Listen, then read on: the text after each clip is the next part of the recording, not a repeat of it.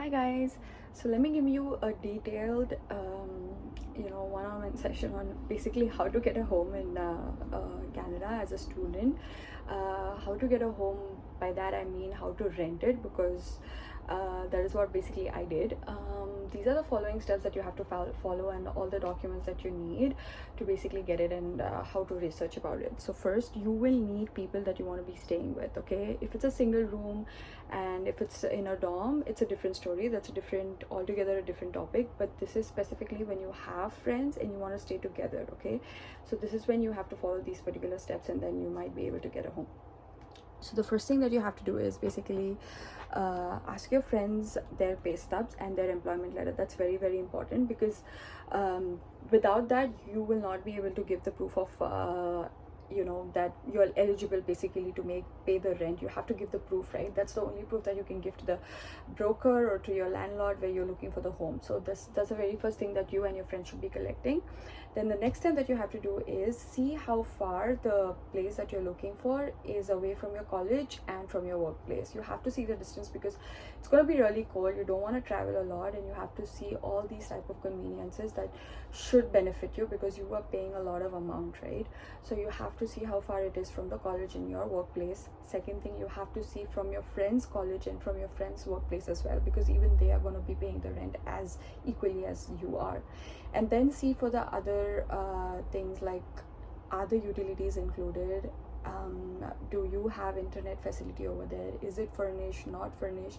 So you have to decide if you really want to take this place, not take this place, and things like that. So you have to speak to the broker, or if it's a direct person, someone who's renting their home, if it's the owner. So just have a conversation with them, get all your questions clear. And then the next step would be basically all the documents that you need. In my following video, I've attached everything, and I've actually put it in the points so that you can take a screenshot of this and keep it handy when you're going for your home hunt, or to just follow those steps, or to kind of checklist, to just check it off, the things that you need. The very first thing that you need is your pay stubs from your workplace, which will serve as the proof that you have the amount to kind of pay the rent. Suppose your rent would be 500, so your pay stub should be, or your monthly income should be at least 700 to 800. That is when they would be okay about it. You have to have the amount, like your savings, basically your first month and last month. That is when they're going to go through, because the moment you're going to buy the place, which is basically for September 1st, you're going to buy it, you would have to pay that first month and last month. The second thing that we need is your passport, which you have, your employment of letter. This you can request at your workplace, they will give it to you. And the fourth thing that you would need is combining all the documents from your friends and yours, just relabeling it. And you can use I love PDF, or combining Adobe to combine all the documents. I can make a video of that if you need. Just drop in a comment and basically send this to the broker, and they will review the documents, and they will let you know if you're eligible or if you're not eligible to get that particular home. If you have any more questions regarding this, please let me know. The following thing next is there will be a rental application form. In Canada, there are two things that is important: the application form, contract. Another very important thing is home insurance. So you have to have these three things filled, signed, documented, printed if need be, and that is when you will be allowed to kind of rent the whole unit. And the following thing that you will have is basically to see if the garbage expenses are covered, if the water, electricity is covered, if there is a central heating, if there is AC, if it's summertime. So you have to really look through all these, and then decide on basically which thing is easier for you and which is not. So there are a lot of questions that came up to me, people sending an email that I'm in Thunder Bay, which is a good option, dorm or buying a home outside. So let me just give you a quick update about that, or my personal experience that I faced. See, if you're staying out, you have to stay with people. But if you're an introvert and if you really want your space and your privacy, the dorm is a good option, because you have your own single room. The price is less, okay? And if you really want to make connections, if you want to make friends, if you're okay staying with people, sharing your space, sharing your utensils and stuff like that in the kitchen, common areas and things like that, then you can choose that as your option. If you feel like getting a sack of onions would save money if you kind of distribute the work that you have. Like one day you would be cooking, the other day your friend would be cooking, and that would be helpful for you. Then go ahead and do that. But if you feel like, no, I don't want to take any of that stress, I just want to handle everything on my own, I want to keep it more private, personal, I don't want anybody getting into my private space or personal space, and I would just make friends in college and things like that, there are a lot of ways.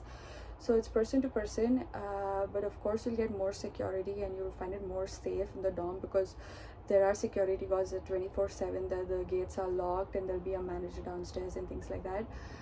So, and there is of course no option of you cleaning the bathroom or the toilet area and things like that, because there are helpers out there who are going to do that job. So you just have to look after your unit, and of course it's furnished. Most of the dorms are furnished. I don't know any of it which are unfurnished. They could be, they couldn't be, I don't know much about it.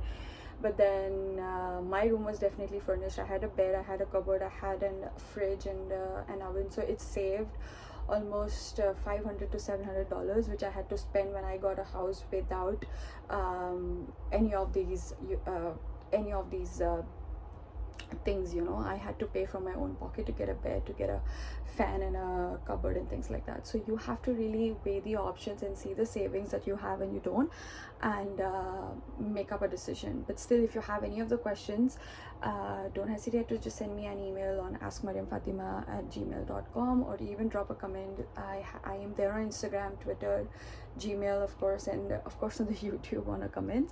And I would definitely get back to you guys, and I have been doing that. Thank you so much for all your constant support and all your likes. This has really motivated me to make more such videos. So keep supporting. Thank you so much. Hopefully this should be helpful. Let me know on a comment. Thank you. Bye bye. Have a nice day.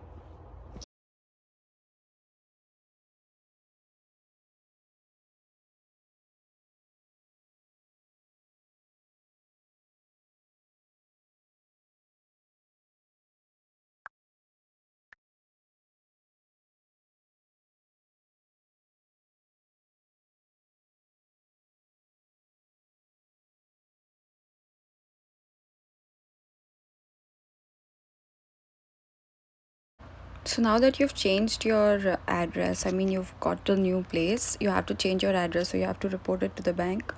You have to call the IRCC and let them know this is your current address, and you have to also change it on your driver's license so that you have everywhere the updated. So here I'm basically just seeing how far is the place that I'm looking for from my college and from my workplace. So just go to your Google Maps, type in the location of that home, see the distance, see how it is, and just use the Google Maps to do it.